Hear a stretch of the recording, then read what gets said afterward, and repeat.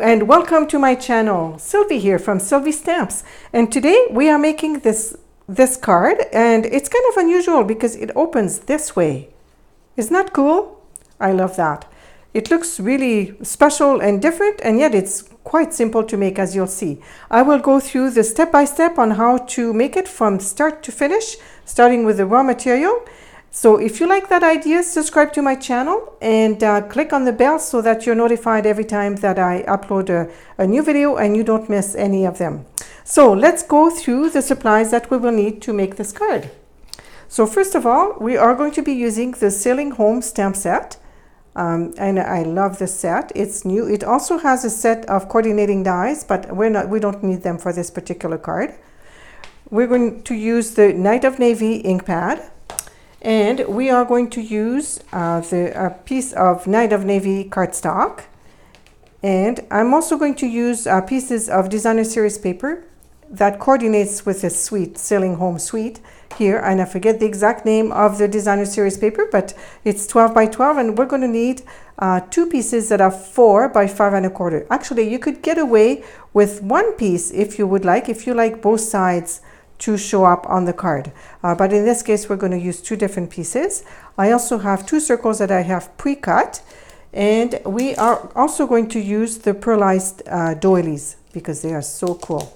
And a piece of the Night of Navy and Very Vanilla Baker's Twine.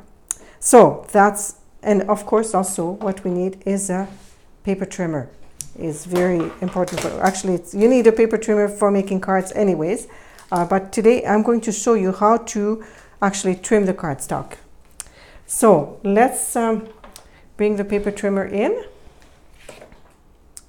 Okay, and so for this, in this case, normally I score at 4 1/4 and then I cut at 5 1/2 to get 2 cards per a sheet of paper.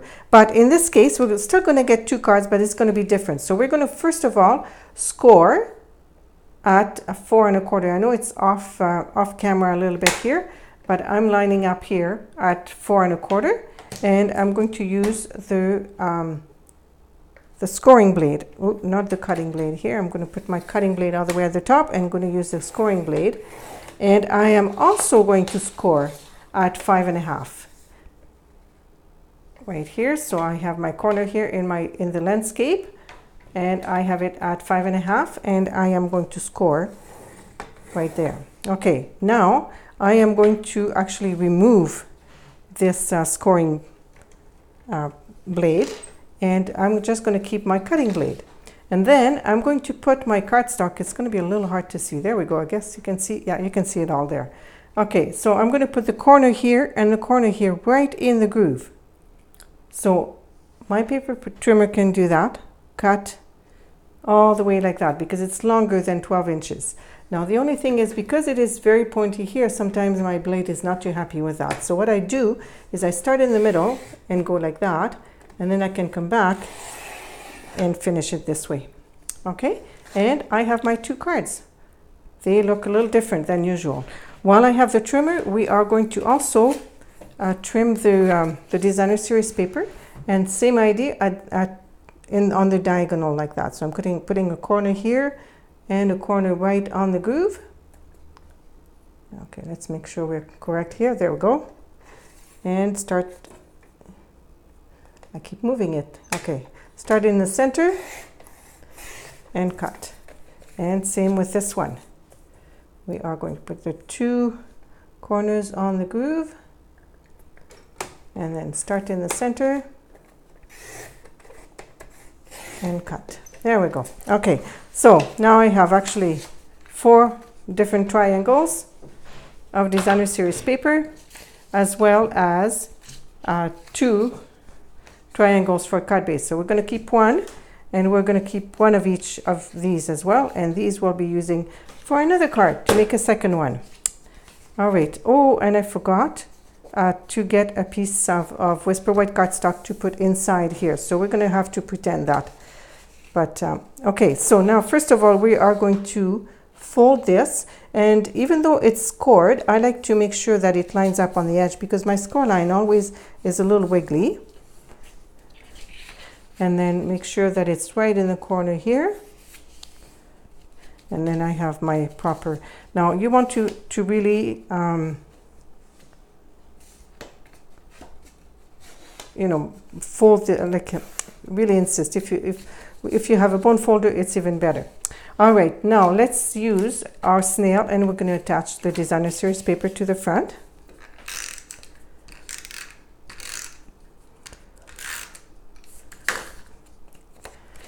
And line it up. It's actually I'm going to go like that so that I can see what I am doing a little bit better. The trick with this one is to try and get the margins to be as equal as possible. Okay, I think we're right about there. Okay, put some pressure to give it a good bond, and then we are going to glue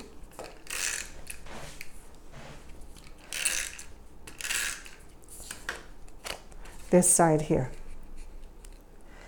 And same idea. Let's put this one out of the way for now so I can see a little bit better where my margins are. Okay, and put a good amount of pressure. Okay, then you want to put a piece of Whisper White cardstock. And I chose to stamp the anchor there because the greeting says, "Let hope be your anchor through the storms of life." So it's good to have the anchor inside. I forgot to prepare a piece of Whisper White cardstock to put inside, so you're just going to have to pretend it's there. Okay, so let's work on the greeting that I have. So we are going to, first of all, we're going to stamp the greeting with the Night of Navy ink onto the circle of Whisper White here. Okay, here we go. I love that font and whatnot. Okay, then we want to put a piece of baker's twine on the back of this. So I'm going to put a bunch of snail on the back like that. And then I'm going to put it like this and decide which angle I want it. I want it like this. And then I want it to come back. Okay, now that I know I want it in this direction, I can flip it over because I tend to get all turned around otherwise. And then do another loop like so. And trim at the end here. Okay. And then I'm going to use some dimensionals on the back because this baker's twine is actually quite thick. And so it's good to have a little bit of space, or else it kind of buckles your cardstock a little bit. So I like to use dimensionals when I use this baker's twine. And then I'm going to remove the backing of those dimensionals and put it on my Night of Navy circle right here. And make sure that I'm happy with my my loops here. Here we go. Okay, and then I'm going to take one of the pearlized doilies. You get quite the pack then, quite a few in a pack, and they're so pretty. They just have a little bit, that little extra shine on them, which is really neat. So I'm going to put adhesive on the back of my circle here. Oh, a stray backing. Okay, and then put it right on here. Now to attach it to my card, I need to be a little careful because I don't want the card to be closed shut, right? So I want it only in this area here. Okay, so I'm going to put adhesive just like that, and then I can put it on the card in such a way that it's going to be able to open. There we go. All right, so if you would like some more tutorials like that, make sure you subscribe to my mailing list, bit.ly/listemboss, and you will also receive a tutorial for heat embossing, 4 different ways to heat emboss. And you will receive tutorials every week as well. Every week I send an email right into your inbox. You can get a tutorial. So make sure to subscribe to my list for more tutorials like this. And we will see you again on YouTube very soon. Bye-bye for now.